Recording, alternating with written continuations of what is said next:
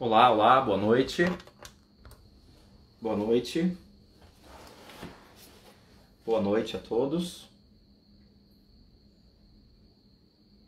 Boa noite a todos. Olá, como vão? Tudo bem? Vamos começar daqui a pouco mais uma live com dinheiro, conversando com o Portfel, falando com Spritzer sobre consultoria financeira, sobre investimentos. E eu também quero tratar de alguns assuntos mais espinhosos, como, por exemplo, conflito de interesses. Como que existe o conflito de interesse nesse mundo de investimentos? Será que existe conflito? Boa noite a todos. Então, vamos lá. Será que existe conflito de interesse quando o assunto é investimentos? Será que isso existe? Bom, vamos discutir esse ponto e outros mais daqui a pouco com Felipe Spritzer, da Portfel Investimentos, consultoria financeira. Então vamos discutir, e quem já nos acompanha há algum tempo sabe que nós não nos furtamos de fazer as perguntas que precisam ser feitas, não é verdade? Porque a ideia é a gente munir os investidores com o maior nível de informação, possível, né? Os investidores precisam ter informação.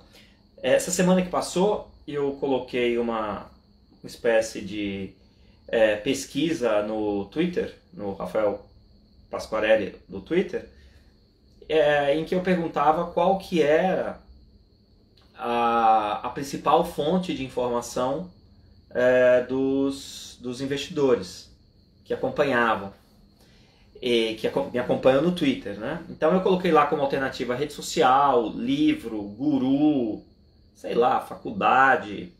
E o que predominou nas respostas foi justamente Twitter e Instagram, né? Então o pessoal realmente usa o Twitter e Instagram para se informar. Bom, é melhor. Às vezes você fica perguntando se é melhor uma informação mais ou menos ou informação nenhuma. Dependendo do caso, é melhor informação nenhuma, né? Porque às vezes, se o camarada tem uma informação insuficiente, ele vai estar mal embasado. Então ele vai achar que sabe algo que o camarada não sabe. Então talvez fosse melhor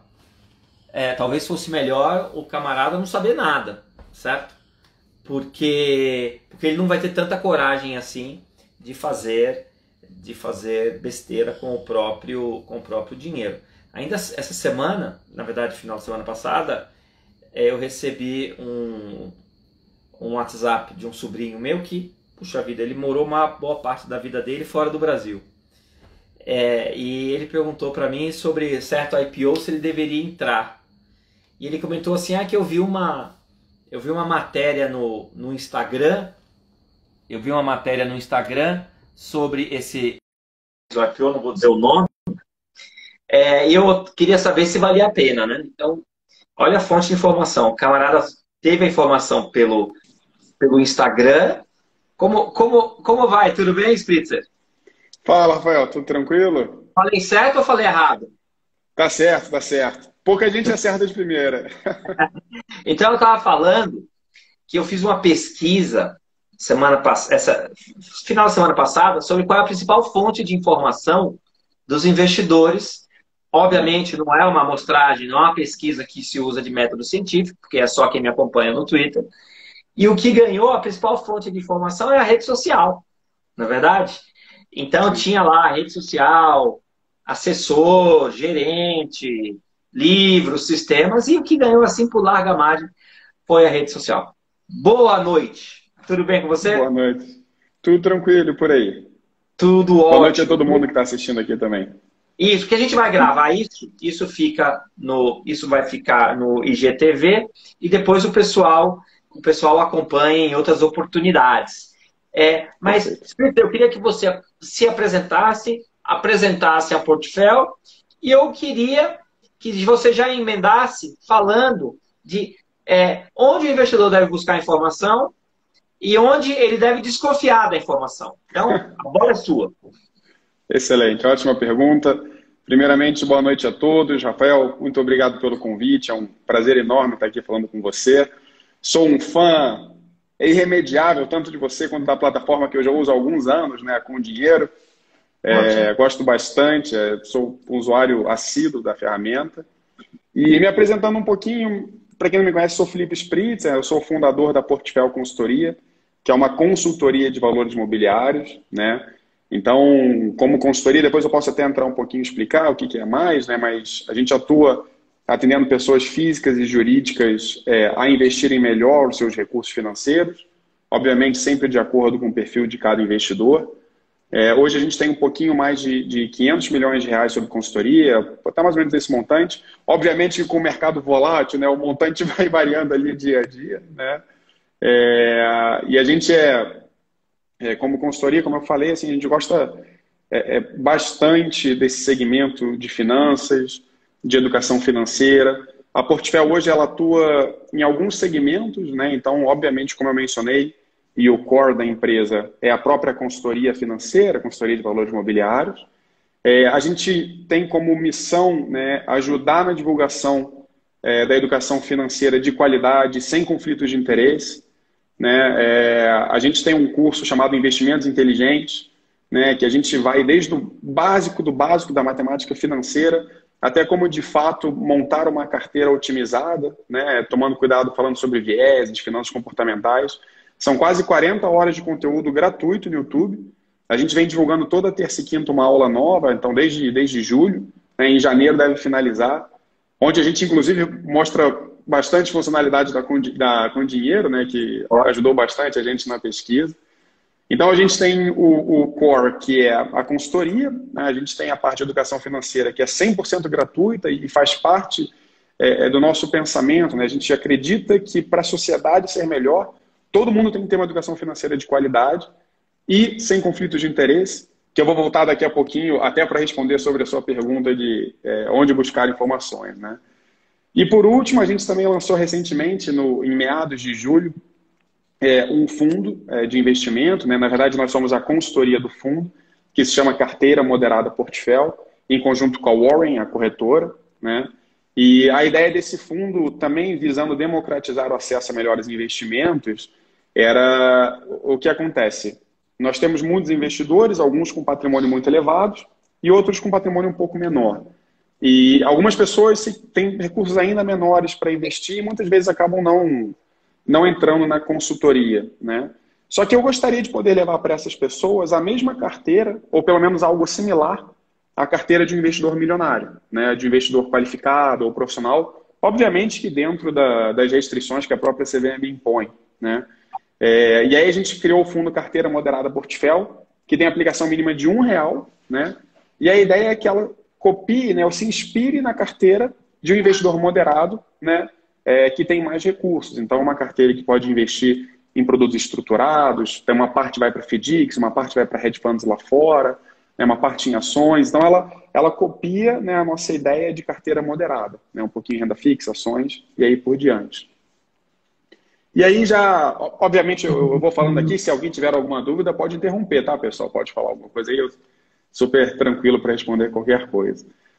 E aí, acho que entrando agora, respondendo a sua pergunta, Rafael, obviamente as mídias sociais, acho que elas tiveram, nos últimos anos, uma importância muito grande na disseminação de conteúdo de educação financeira e acho que foi em grande parte responsável por acelerar o número de CPFs, novos CPFs na Bolsa. Né? Acho que não dá para negar que o boom de novas corretoras e o boom de novos influencers, né, da mídia social fez com que as pessoas quisessem investir mais na Bolsa.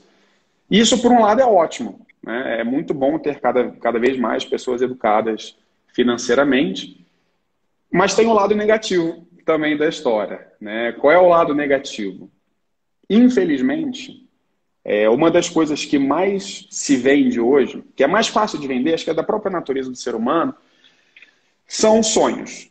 Né? Então, sonho é o que mais vende, acho que é o que mais vendeu ao longo da história, acho que é o que mais vai continuar vendendo. Né? Então, hoje a gente vê muita muitas pessoas se fantasiando de educadores financeiros, quando eles, na verdade, estão querendo vender a maneira rápida de ficar milionário, né? O 1.000 a 1 milhão em 3 anos, como ganhar 2 mil, 100 mil, 50 mil por cento com Bitcoin, né? E esse tipo de coisa. Então, eu acho que as redes sociais são válidas, obviamente, essa é uma visão minha, né? Acho que a ajuda profissional sempre é melhor e é sempre necessária para ajudar o investidor leigo a investir. Eu acho que as redes sociais são boas, eu só acho que tem que tomar muito cuidado com os profissionais que você segue e com os tipos de orientações que podem ser dadas. Lembrando que até para dar orientações de investimento, a pessoa que está recomendando, o profissional, tem que ser um analista de valores imobiliários, né? Então, acho que o primeiro passo que você tem para ver é se a pessoa que está falando sobre investimentos tem as certificações para tal, né? Mesmo que ela não recomende diretamente, né? Existe uma área cinzenta ali que a pessoa fala, não estou recomendando, estou só falando, né?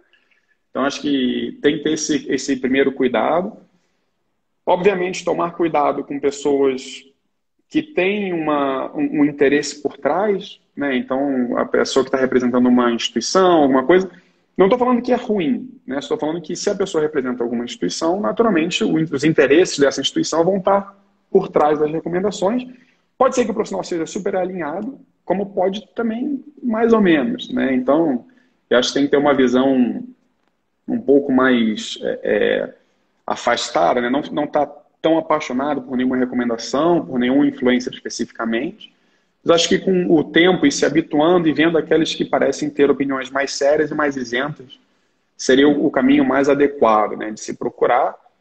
E, por favor, pessoal, não caiam em armadilhas e em sonhos, né? Então, assim, não existe dinheiro fácil, não tem almoço grátis, né? Então, promessas de retornos, qualquer promessa de qualquer retorno já por si só não pode, né? Mas aqueles retornos rápidos, assim, são coisas não existentes, né? Então, acho que o primeiro passo é esse, tomar muito cuidado e, obviamente, se quiser um material sério de educação financeira, você pode ver o canal da Portfel no YouTube, que tem bastante, a gente tentou fazer da maneira mais isenta possível de conflitos de interesse. E uma coisa que eu acho, Felipe, é o seguinte, eu acho que pelo próprio jeito da pessoa se comunicar, e ela já vai passar a credibilidade ou a falta dela. Sim. Então, alguém que prometa ganhos, assim, e a gente sabe que se o cara entregar o que ele está dizendo que ele fez, daqui a pouco ele é mais rico que o Elon Musk, você compreendeu? Então, não dá para acreditar em algumas promessas que são, algumas não, muitas, basta ligar o YouTube, que dá vontade de vomitar, porque você tem pessoas claramente deveriam estar enfrentando processo criminal e não falando de investimentos. Mas falando de gente séria agora, porque o camarada, ele pode trabalhar para uma instituição, o cara pode ser um gerente financeiro, um gerente de um banco, ele pode ser um assessor atrelado a uma determinada corretora. Existe um conflito de interesse, mas o cara é sério. O cara não é por causa disso, porque o cara não é sério. Mas você consegue explicar para quem está nos assistindo qual que é a natureza do conflito de interesse que você está falando? Porque a gente só quer separar o seguinte, eu não vou ficar perdendo meu tempo com os picaretas da internet. Vamos falar de gente séria. Mas o cara pode ser sério e ter um conflito de interesse. É absolutamente natural, porque ninguém é máquina, ninguém é absolutamente isento. Então, discuta um pouquinho mais onde reside o conflito de interesse das pessoas sérias, seja o gerente, seja o assessor. Perfeito. Ótimo, Rafael. Essa é uma pergunta bastante recorrente, né? Até porque a consultoria é relativamente nova no Brasil, ou pelo menos sua popularidade é um pouquinho mais nova. E no mercado de advisor, né, de aconselhamento, se assim se pode dizer, existem 3 figuras, como você mencionou. Você tem o gerente de banco, o agente autônomo e o consultor de valores imobiliários ou o consultor financeiro, né? O gerente de banco, ele é contratado por um banco, né, por uma instituição financeira, e ele está lá para vários afazeres, né? Entre eles, abrir conta, ajudar com proteção de seguro, ajudar com transações, e uma desses afazeres é explicar sobre como funcionam os produtos de investimento daquela casa, né? Então, muitas vezes o gerente de banco ele vai ter uma área por trás de research, de pesquisa, que vai falar, olha, um investidor conservador deve investir no produto X, Y, Z. E o gerente de banco vai pegar essa recomendação e vai tentar passar da melhor maneira possível para os seus clientes. Só que existe um conflito de interesse, né? Qual é o conflito de interesse? Existem determinados produtos que trazem uma rentabilidade maior para o banco, né, do que outros produtos. Então, poxa, você pega tesouro hoje. Investir no tesouro hoje quase não dá remuneração para o banco, né? Hoje ficou muito famosa a frase, né, tesouro taxa zero. Então, quase nenhuma instituição financeira cobra taxas ou cobra uma taxa muito pequena para investir no tesouro. Então, é natural que as pessoas as recomendações vão para aqueles produtos, quer dizer, tendem a ir para produtos que tragam uma remuneração maior para o banco, né? Obviamente que o gerente que é ético e é sério, ele vai tentar fazer a recomendação mais isenta possível, mas dadas as próprias limitações, né? Porque muitas vezes o formato que esse gerente recebe é o seguinte, olha, e acho que conheço bastante gente que já trabalhou em banco, né? Falou, olha, se você não bater a meta X, Y, Z de vender determinados produtos, né, você está demitido. Então, isso gera um conflito bastante grande, né, no modelo bancário. Pode, claro, fique à vontade. Já dei aula para banco público que não podia demitir. E como é que Mas aí, fazia? não, você transfere o cara para um local, você pega o mapa assim, gira, você vai lá pro. Não vou falar o lugar, porque senão alguém desse lugar que esteja assistindo vai se Exato, exato. ofender. Mas lá onde o vento faz a curva. Não, você sempre dá um jeitinho, aí o cara fica com aquela pressão de bater as metas, como você falou. Então, o banco privado tem que bater meta? Tem. Se não bater, é demitido. No público, você não pode ser demitido. Mas talvez, sei lá, você vai para uma agência no local que você não queria estar Exato, trabalhando. exato. Ou até em outra área também, menos agradável, como vocês dá vontade, Exato. né? Perfeito. Então, tem esse conflito por trás, né? E tem a figura também do assessor de investimentos, que é o agente autônomo de investimentos, que ele também de certa forma, trabalha para uma instituição financeira, seja diretamente ou seja via um escritório, e ele também tem a questão do conflito de interesse. Por quê? Porque ele tem a função de explicar e falar sobre os produtos financeiros daquela instituição. Só que, da mesma maneira que o gerente de banco não cobra nada pelos conselhos, assim, o conselho ele vem e ele não vem de graça, né? O conselho nunca é de graça. Então, como é que o agente autônomo é remunerado? Ele recebe o que a gente chama de rebate, né? Então, o que é rebate? Quando um fundo de investimento, né, o fundo Vista, que está super em alta, os próprios fundos da Área, um fundo verde, são fundos super famosos, para eles estarem numa XP, por exemplo, eles pagam uma taxa, uma comissão, que é conhecida como rebate, né? E aí a XP pega parte dessa taxa, fica para ela, parte ela paga para o agente autônomo. Então hoje você tem taxas que vão desde 0,1, 0,2% ao ano do capital investido, até taxas de rebate, comissões que vão lá para casa do 1, 2 e, pasmem, né, taxas de até 4, 5% de comissão. Então, hoje você tem alguns produtos, o COI, por exemplo, né, que é o Certificado de Operações Estruturadas, ele tem uma taxa de rebate extremamente alta, indo para 4, 5, às vezes até 6%. Então, imagina só. Mas esse Você... 6% vai para 6% indo para o assessor. Exato. Então, E vamos não para a gente supor que o autônomo. meu assessor me ofereceu um COI, vamos supor que eu esteja rico, R$ 1.000.000. Eu pus lá R$ 1.000.000, aqueles COIs, capital garantido. Pode ser que o assessor receba 60 mil na cabeça, sim? Pode. 60 mil na cabeça. Entendi. Obviamente, o COI ele não é recorrente, né? Ele paga uma vez só, assim como os CDBs, né? Então, os próprios CDBs na plataforma, você consegue escolher a taxa que você quer passar para o cliente. E quanto pior a taxa que você passa para o cliente, maior o rebate. Ou seja, você literalmente ganha mais se você passa uma taxa pior para o seu cliente. Um exemplo seria um CDB 11%. Se você passa de 11% para o cliente, você ganha 1% do que ele investiu. Se você passa 11,5%, você ganha 0,2%. Exemplo, né? Estou falando alguns valores. Então, você tira a rentabilidade de 0,5% ao ano do cliente para ganhar uma comissão maior, né? Isso é o que pode acontecer hoje na maior parte das corretoras, né? Pessoal, e só lembrando que não tem nada de legal, é a maneira de se ganhar dinheiro. Quando você vai na feira e compra, sei lá, 1 quilo de banana por R$ 10 o quilo, não sei quanto custa o quilo de banana, o feirante lá, ele não comprou por 10, pô, ele comprou por menos porque ele precisa ganhar. Então não tem nada de errado nisso. Mas o que o Felipe está falando existe um conflito de interesse, mas tudo dentro da absoluta legalidade. Exato. Foi como eu falei, assim, é uma profissão, naturalmente, de certa forma, um funcionário daquela empresa ou de um escritório que atua em parceria com aquela empresa, e ele fala, olha, o meu trabalho aqui, que não é de um especialista de investimentos, e de fato não é, né, pela própria regulação do CVM, é apresentar os produtos, né? Então eu vou te apresentar os produtos e isso naturalmente vai te ajudar a tomar uma decisão. Você só tem que, acho que, obviamente, existem muitos agentes autônomos, extremamente éticos e muito profissionais, né, muito capacitados tecnicamente, mas o modelo em si é conflitante. Por quê? A partir do momento que você tem um produto que paga mais do que outro, isso configura um conflito pela própria definição da palavra, né? Então o gerente está associado mais à instituição financeira, banco.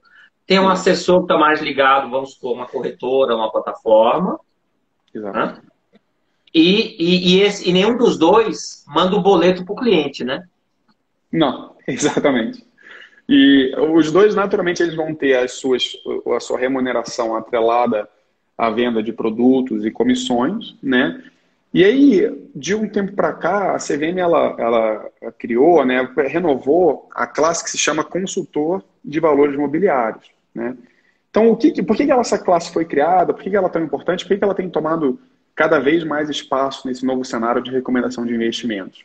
Porque o consultor, ele de fato é um especialista em investimentos, né? Então, das 3 figuras, o consultor é o único que de fato pode montar uma carteira de investimentos e de acordo com o seu perfil, falar, olha, você seria adequado para o seu perfil que você investisse X% nesse fundo, Y% nesse CDB e X% nesse outro produto, né? Inclusive pode ajudar em várias outras frentes, como estruturação de uma empresa offshore, pode até, de repente, ajudar na parte de seguros. Obviamente que isso é mais voltado para a SUSEP, mas pode fazer toda a parte de gestão patrimonial do cliente quando isso é necessário. E o modelo de cobrança do consultor, ele é muito transparente, né? Então, o consultor pode cobrar uma taxa fixa por uma recomendação única, falar, você me paga tanto, eu te faço uma recomendação de uma vez e depois você está por si só. Existe um modelo que é o mais recorrente, acho que é o mais comum que tem hoje no mercado, que é o chamado fee-based, né? Então, similar a um fundo de investimento, você cobra uma taxa fixa em cima do patrimônio investido daquele cliente, né? Então, eu vou cobrar X% ao ano dos seus investimentos, né? E aí, obviamente, o consultor está muito interessado que o patrimônio cresça daquele cliente, porque quanto maior o patrimônio, né, maior a taxa de remuneração, obviamente. E o consultor, ele cobra uma taxa e é só isso. Toda a comissão, todo rebate, né, qualquer recebimento de recursos que viriam pela venda desse produto, não podem ficar com o consultor, né?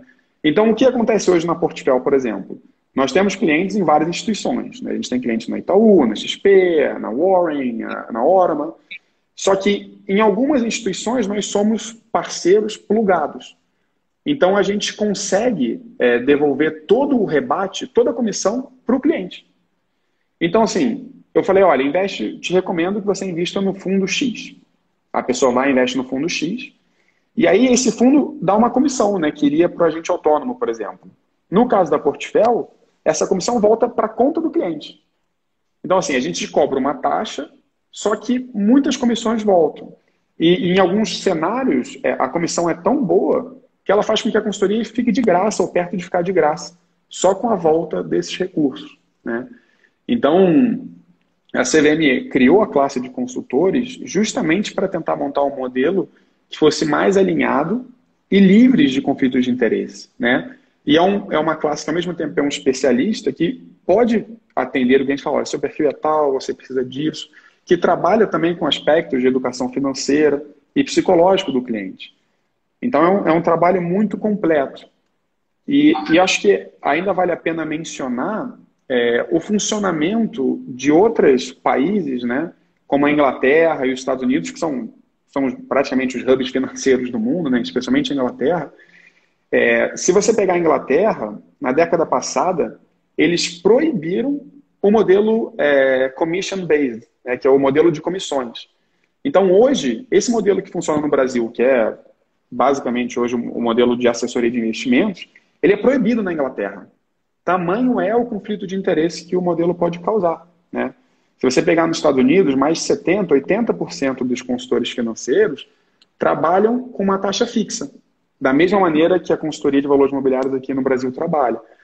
Então, a gente vê que, por mais que o Brasil ainda esteja engatinhando na questão de educação financeira, acesso ao mercado, né, à bolsa de valores como um todo, a consultoria ela também está bem no comecinho, mas eu acho que a tendência é uma tendência global, é que a maioria dos profissionais de aconselhamento financeiro vão por esse caminho, que é bem menos conflitante, né? E a gente até vê empresas que são enormes, né, dando espaço para esses profissionais também, como é o caso das corretoras que eu já mencionei, né? Então, acho que tem um mercado bastante grande à frente.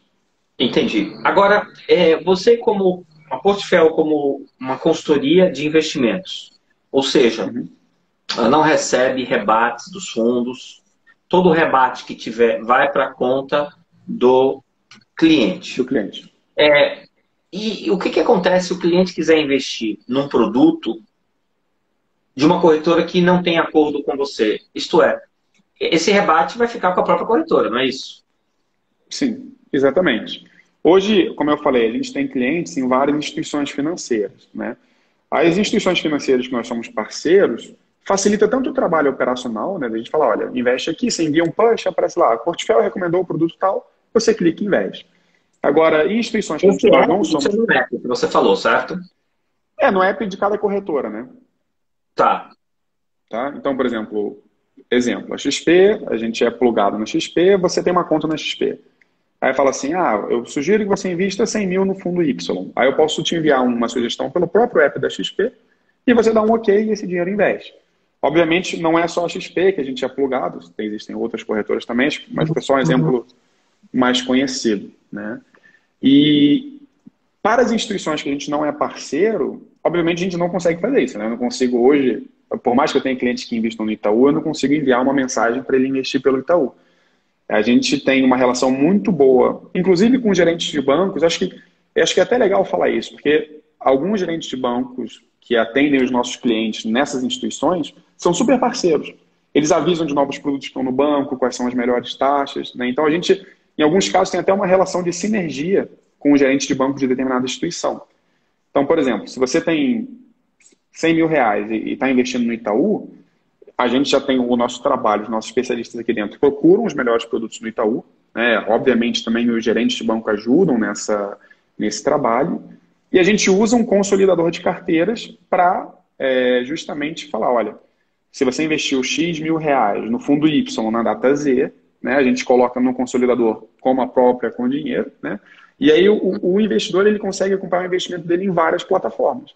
Então, hoje a gente tem clientes que têm dinheiro no Safra, no Itaú, na XP e na Warren, em 4 corretoras diferentes. E aí é o nosso trabalho usar o consolidador de carteira para enviar relatório, informar como é que está a performance da carteira. Então, é mais ou menos assim que a gente trabalha. Eu vou fazer uma pergunta, não dê nome aos bois, por favor. Tem algum banco que o cliente tenha dinheiro aplicado que você fala, nesse aí não tem um produto que preste? Olha, tem bancos... Não, sim, obviamente, né? Eu não diria um produto que preste, mas existem bancos que são bem mais escassos, né, na qualidade, no número de produtos financeiros. Então, enquanto alguns bancos têm corrido atrás e estão fazendo um trabalho melhor, né, de aumento do portfólio, oferecer novos produtos diferentes, você vê alguns bancos que ainda estão com sistemas bem arcaicos e produtos ainda mais arcaicos. Então, existem alguns bancos... Não, tem bancos naturalmente piores e melhores, mas o que me assusta ainda é ver o número de fundos de investimento de grandes instituições financeiras, de grandes bancos, que cobram taxas de administrações, acho que você já deve ter visto bastante isso, absurdas. Tem um Então, fundo, tem um banco, eu não vou dizer o nome, mas a sede é na região da Paulista.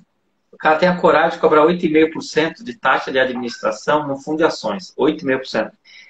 Desde 1996 até hoje, 1996 até hoje, o fundo rendeu negativo. Ele faz, eu posso jurar que o objetivo do fundo é fazer o PL zerar. Pode escrever que o objetivo do fundo é fazer o PL zerar. Cara, assim, é um negócio absurdo. Não é só esse, tem outros bancos também, que são os fundos, é um fundo 171, desculpa, não é 171, é 157, certo? Tem um fundo 157, que é um produto lá antigo, lá da década de 60, 70, que o camarada aplicava em ações para pagar menos imposto de renda.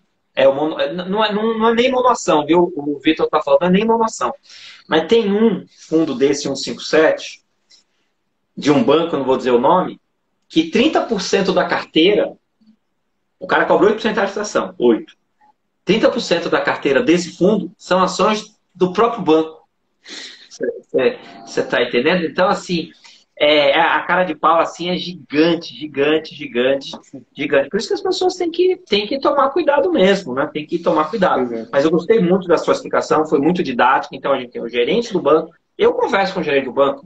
O gerente do banco me dá muitas vezes assessoria legal. Eu também tenho assessor, também converso com o consultor. Então, são 3 ramos diferentes, mas efetivamente o consultor, pela natureza da estrutura, dá para dizer que ele tem menos conflito de interesse. Porque ele não vai ganhar dinheiro pelo produto que ele indica.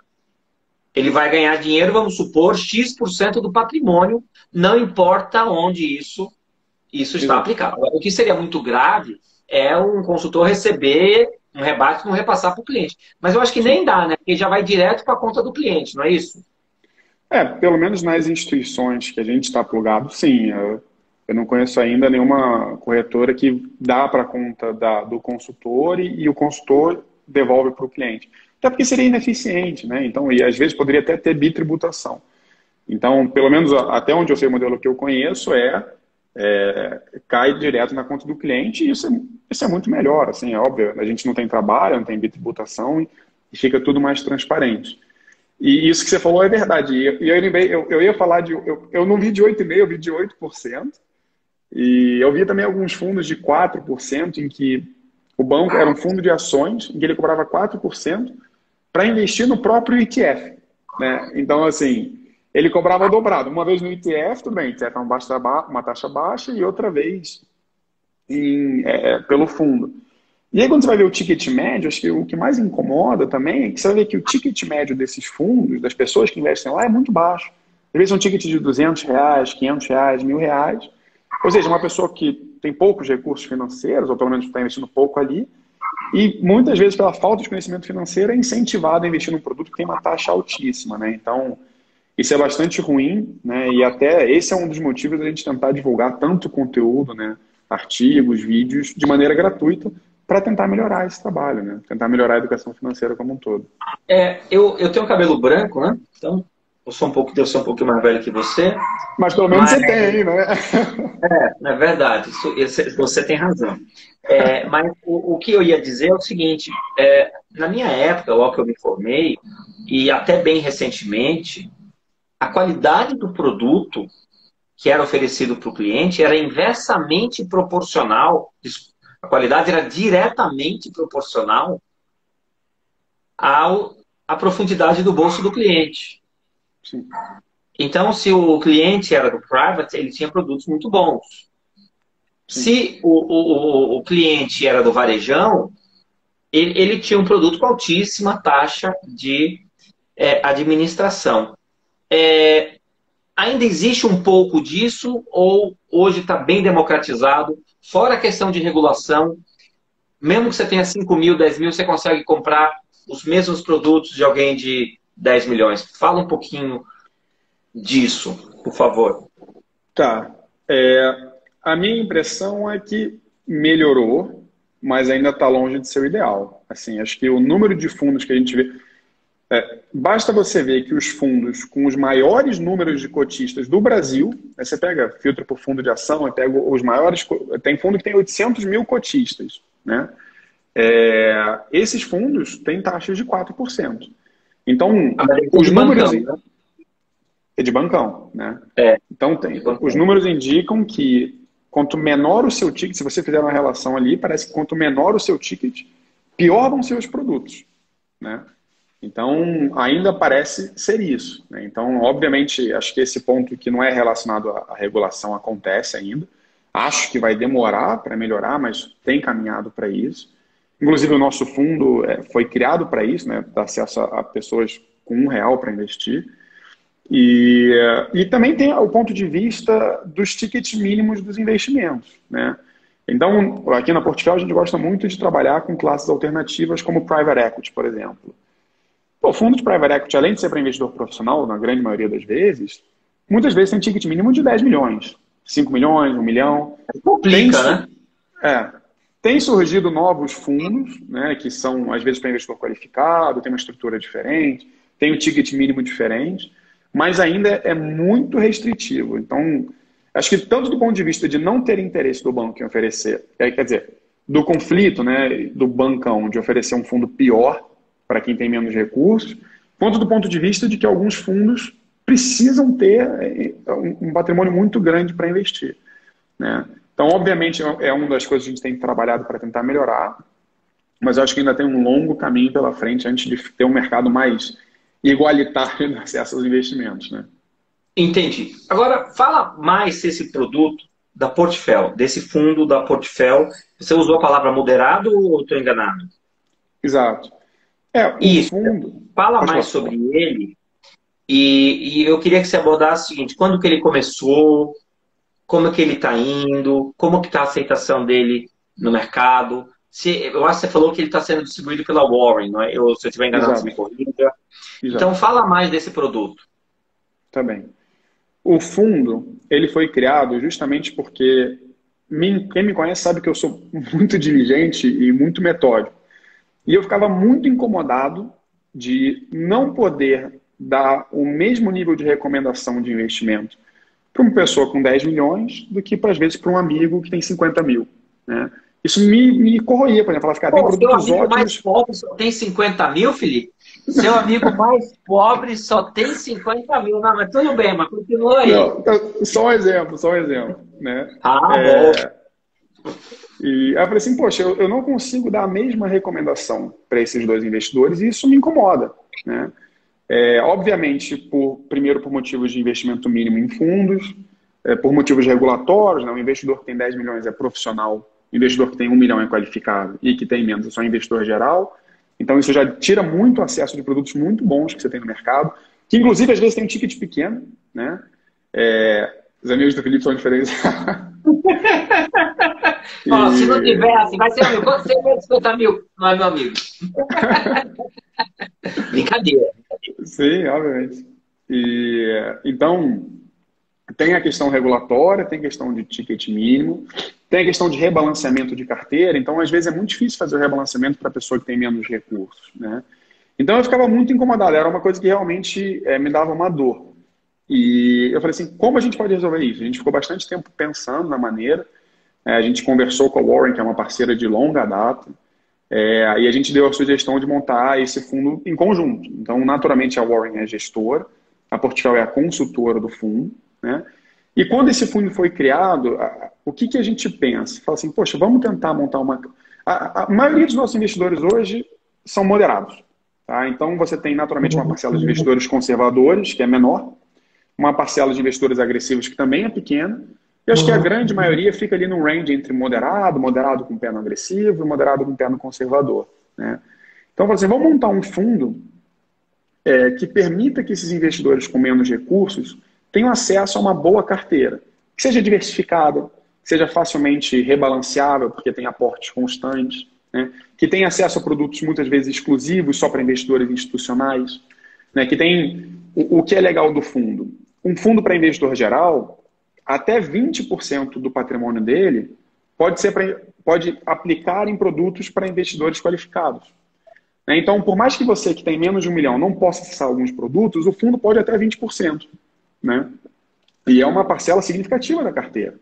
Né? Que é uma parcela que você pode colocar FDICs, pode colocar hedge funds lá fora, pode colocar investimentos, outras formas de investimentos no exterior. E isso faz com que o fundo ele se torne muito atrativo para aquele investidor que não é qualificado, tem menos de 1 milhão. Né? E pelo aporte mínimo de R$ 1, né, qualquer pessoa basicamente pode investir. Qualquer pessoa que tem dinheiro pode investir. Então, o que o fundo foi pensado? Ele é um fundo que ele tem a alocação em determinados produtos. Então, assim, tem uma boa parcela em renda fixa. Né? Dentro de renda fixa tem vários produtos pré-fixados, produtos atrelados à inflação. Ele é um fundo de fundos, né? Então ele investe 95% pelo menos em outros fundos.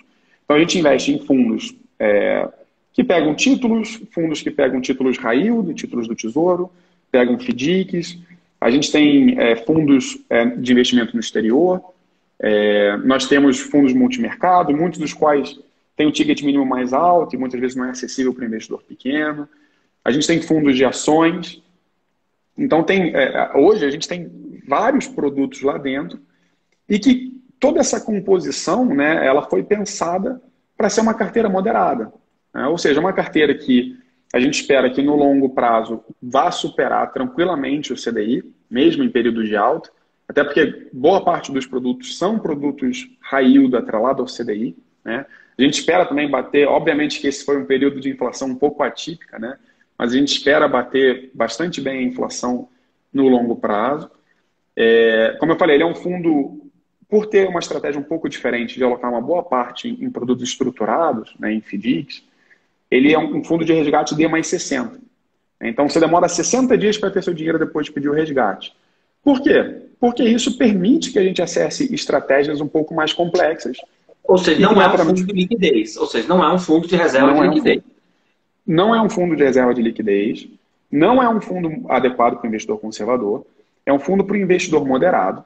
Né? Então, assim, ele vai balançar um pouquinho. Né? Obviamente, a gente abriu o fundo em 16 de julho desse ano. Né? Como tem menos de 6 meses, eu não posso comentar a performance publicamente. Não pode gerar lâmina também. Né? Exato. Então, eu não posso comentar muito, mas o que eu posso dizer é, de 16 de julho até hoje, né, ou pelo menos até alguns dias atrás, a Bolsa despencou absurdamente. Chegou a bater menos de 20% da abertura do fundo até alguns dias. Né? E o fundo ele conseguiu segurar super bem. Né? Inclusive, bom, eu não posso entrar mais em detalhes, né, mas o fundo ele teve uma performance que, para um momento muito perturbado do mercado, foi satisfatória. Né? Então, mas ao mesmo tempo, ele não é aquele fundo que você vai botar um dinheiro ali para resgatar. E a gente tenta educar o nosso passivo, ou seja, os investidores do fundo, falando assim, olha, esse é um fundo para o investidor moderado. Obviamente que o investidor agressivo pode colocar uma parte lá e uma parte em coisas mais agressivas. É a mesma coisa para o conservador, né? Pode colocar um pedacinho lá e o resto tudo em coisas mais conservadoras. Mas ele é um fundo mais voltado para o investidor moderado, né? E que tem um horizonte de longo prazo. O que é longo prazo, Felipe? 6 meses? 1 ano? Não. 6 meses, 1 ano não é longo prazo. De longo prazo, a gente fala de pelo menos 5 anos, mas a gente pensa em até 10 anos. Óbvio, você pode resgatar o produto quando você quiser, vai demorar 60 dias e vai cair na sua conta. Mas a gente quer investidores que entendam, né, as nuances da estratégia e entendam que vai balançar, mas que se você tiver a paciência, a confiança na gestão, né, no longo prazo você vai ter uma estratégia vencedora. Então a gente usa muitos modelos, né, a gente usa stress test, obviamente usa muito com dinheiro incessantemente para fazer pesquisa dos melhores gestores. O nosso trabalho é muito forte de asset allocation. Acho que isso também é importante mencionar. A gente não acredita em market time, ou pelo menos a gente acredita que a gente não consegue fazer market time. Né? Explica para o pessoal o que é esse market timing, porque você sabe que tem gente que tenta cravar o dólar. Tem gente que fala o seguinte, em dezembro o dólar vai estar tanto. O Ibovespa vai estar tanto. Cara, você tem um símbolo. O cara, você não pergunta para um cara se o cara é picareta ou não, mas se o cara diz que tenta cravar dólar, bolsa, cara, tá escrito aqui, eu sou picareta. Porque não tem como Exato. cravar isso. Ninguém sabe isso, você compreendeu? Exato. Não, e é exatamente isso. A nossa filosofia, que é muito. Como eu vim de fundo de pensão, a nossa filosofia de investimento é muito voltada para o longo prazo e também é muito focada no que a gente viu de fundos de pensão lá fora, empresas seguradoras, do grande Warren Buffett, Howard Marks, são muito focado em selecionar bem as suas classes de ativos, né? E quando eu falo de market timing, é justamente isso. A gente não tenta acertar se a bolsa vai subir daqui a 6 meses ou vai cair daqui a 6 meses. A gente entende que fazer isso é muito difícil, se é que é possível, né? Então a gente está o tempo todo, tem uma porcentagem definida para estar alocado em bolsa, em gestores que a gente acredita que vão trazer um retorno adicional àquela Ou bolsa. seja, não é o ativo diretamente. Não é o ativo. Então Ou hoje, seja, dentro 95... desse fundo não vai ter lá uma posição no ativo XPTO lá. Não. A Não, alocação é um FOF. Então é exato, FOF. Para quem não exato. sabe, o que é FOF para o pessoal? Beleza. Um FOF é um Funds of Funds, né, que seria um fundo de fundos. Então, para cada estratégia, a gente tem a humildade de falar assim, cara, existe uma equipe especialista muito melhor do que eu naquela área, né?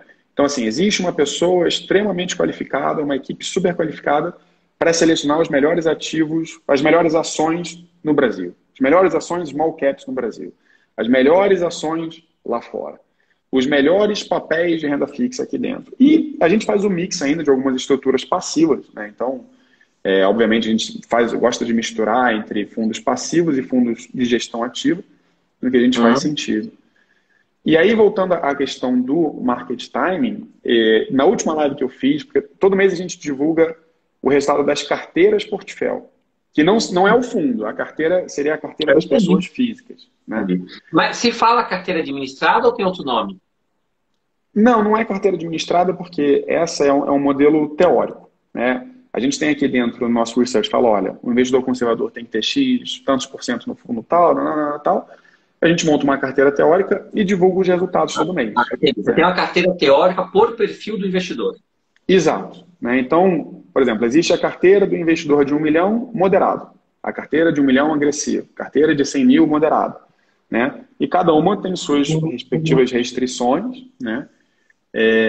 E aí a gente não acredita em market timing, até porque na última live que eu falei foi o seguinte: para quem não conhece, existe um relatório chamado relatório Focus, né, que reúne basicamente uma média ali ponderada das principais projeções das instituições financeiras aqui no Brasil.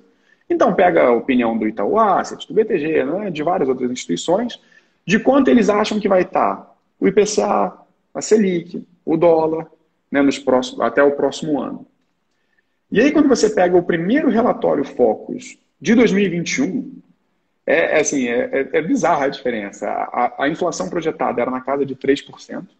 Então, não preciso dizer que foi bastante diferente disso. A Selic projetada era de 3% também. Também bastante diferente disso. O É que a dólar bola de projetado. cristal vai sofrendo um processo de refinamento, certo? Exato. Ela é muito nebulosa. Ela fica, É muito você vê a nebulosa bola, mas é a bola nebulosa. de cristal. Porque é uma pequena diferença. Você começar achando que o IPCA vai dar 3 e, Ele ups, passa deu dos 10. 10, né? Foi mal. Exato, exato. E aí, por que foi o assunto da live? Porque a gente tem agora caminhando para os últimos relatórios focos, né, de 2021, já dando as projeções de 2022. Então, um dos pontos foi assim, gente, eu não me guio muito pela opinião, de consenso de mercado, de que o dólar vai estar tanto, Selic vai estar tanto, porque eu acredito que essa informação é irrelevante. Eu prefiro estar constantemente alocado, por exemplo, em ações Brasil, ações exterior, né? E casar a carteira de uma maneira que a volatilidade fique controlada, né? Então, se você tem... Ou seja, para Acho você, que... igual não é vida. Não, assim, eu acho que o fundo, cada carteira tem um objetivo, né? Como consultor, eu tenho que montar uma carteira para o investidor conservador, que ela vai virar ali numa volatilidade de 2% ao ano, uma volatilidade bem reduzida, né? a gente faz um stress test e fala assim, poxa, é difícil essa carteira não render mais do que o CDI em centenas de cenários que a gente calcula, né?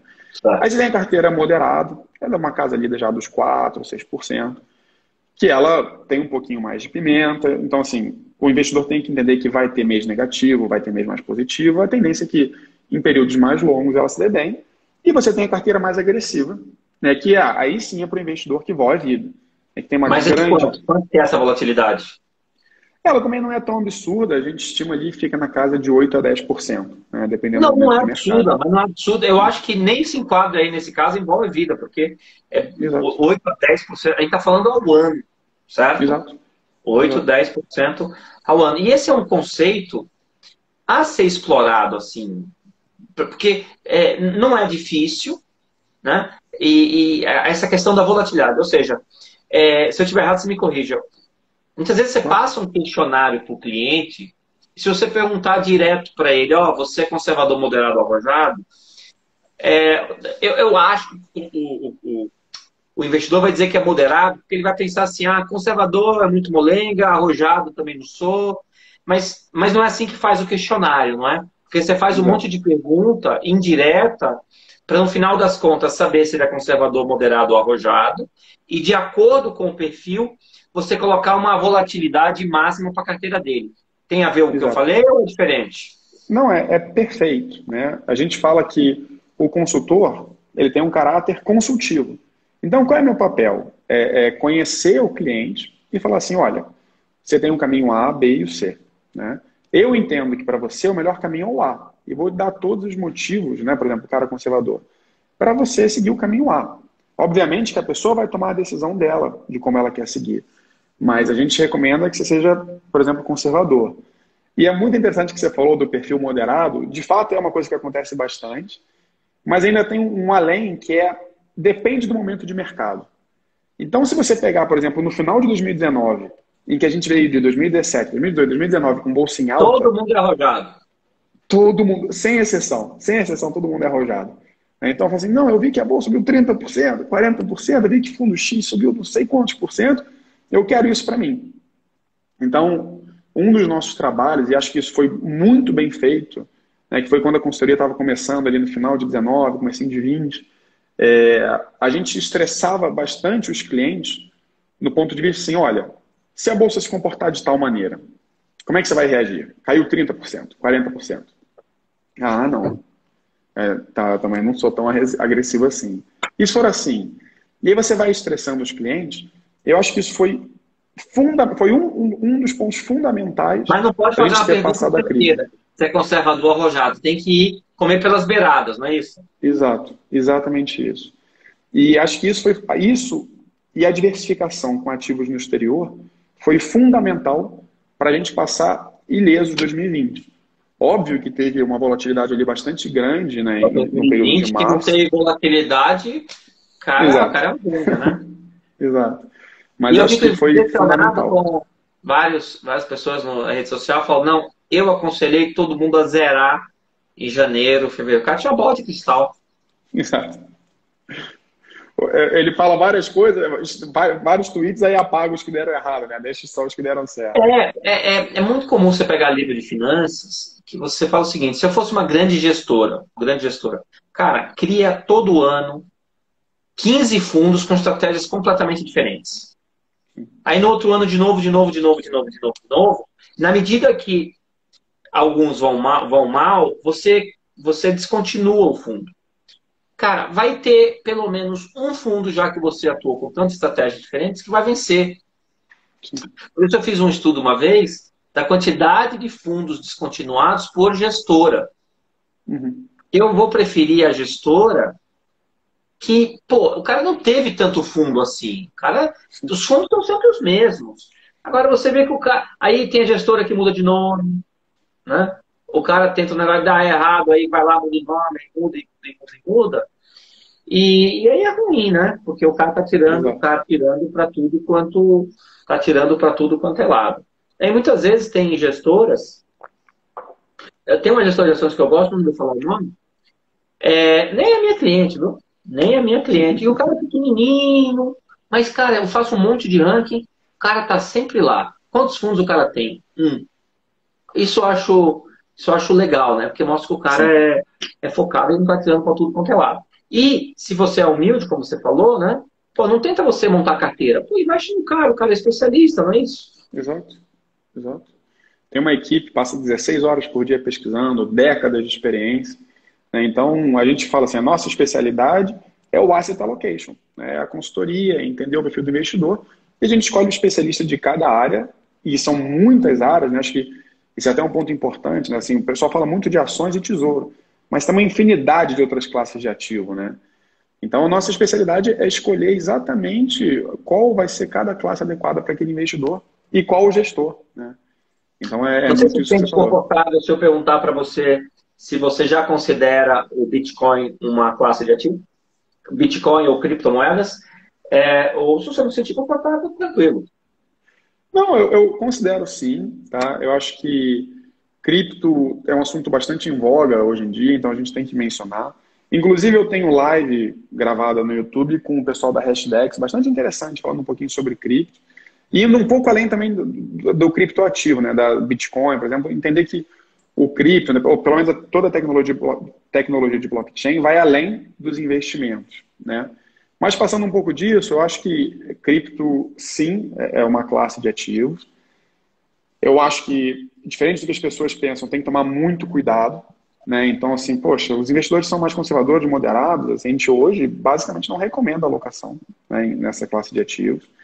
E para os investidores agressivos e arrojados que têm vontade de entrar nessa área, acho que tem uma alocação a ser feita da maneira adequada, né? Então, assim, hoje você vê, tem uns casos que são absurdos, tá parecido com bolsa em 2019. A pessoa fala, não, eu boto 50% em Bitcoin, ou 50% num fundo de cripto. E são casos reais. E eu não estou nem falando dos casos de pirâmide, né? Eu estou falando ainda da pessoa que realmente conseguiu, pelo menos, comprar a moeda, né? O criptoativo, né? Termo mais adequado. Então, assim, eu acho que tem uma euforia muito grande. E tem que entender que, como toda classe de ativos, tem seus riscos, né, e seus bons momentos. Mas tem que ser uma análise muito cuidadosa de ativo barra gestor, né, se for investir direto via ativo, e de perfil. Gente, se você é uma pessoa conservadora, né, e o perfil ele vem tanto do apetite de risco, quanto da capacidade de risco. Poxa, se você é uma pessoa de 70 anos, aposentada, que não pode colocar seu patrimônio em jogo, que você precisa disso para sobreviver as próximas décadas, você não pode alocar em criptoativo, não é adequado para você, sabe? Então, acho que eu vejo muita gente com perfil conservador, moderado para conservador, fazendo loucura com cripto. Então, assim, Vai se nesse sentido... machucar, né? Tem uma chance muito Exato, grande de machucar. exato. Então, assim, poxa, é complicado. É a mesma coisa que aconteceu em bolsa no final de 19. Assim, todo mundo querendo botar a aposentadoria inteira em ações, porque por 3 anos consecutivos a bolsa disparou. Assim, cara, não é assim, sabe? E também fazer market time não é o que a gente acredita. Então, se você vai alocar em cripto hoje, tem que ser feito da maneira certa e tem que ser com a mentalidade certa. Cripto, a gente entende que pode ser assimilado à internet lá no começo de 99, 90 e pouquinho, né? Dos anos 90, 2000, que pode ter um ganhador muito grande lá, mas que vai ter certamente um cemitério de moedas, né? De criptos pelo caminho. Então, tem que tomar cuidado, né, e tem que ser só feito para o perfil adequado, da maneira adequada, né? Eu tenho uma dúvida. Se vocês fazem muita alocação via fundos, como é que fica com ativo isento, né? A gente sabe que tem grandes oportunidades envolvendo LCI, LCA, CRI e CRA. Como que a Portfel explora esse tipo de oportunidade? Excelente pergunta, porque é uma classe que a gente gosta muito, tá?